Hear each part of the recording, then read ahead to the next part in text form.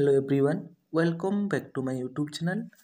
आज आम आलोचना करवा +2 सेकेंड ईयर हिस्ट्री 3 नंबर प्रश्न। प्रश्नटी होची कौटिल्य। प्रश्नटी होची कौटिल्य।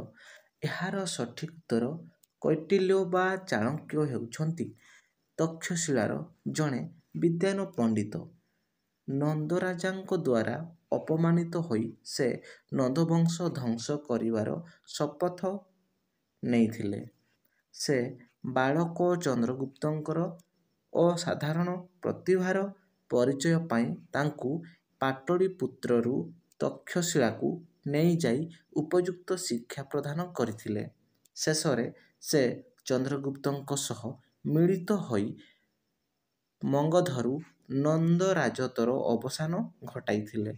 कौटिल्य जणे विद्वान पंडित एवं विचक्षण राजनीतिज्ञ थिले। से अर्थशास्त्र नामक एक ग्रंथ रचना करिछंती। एही ग्रंथरू मौर्य राजवंश एवं शासन संपर्क रे जଣା पड़िथाए।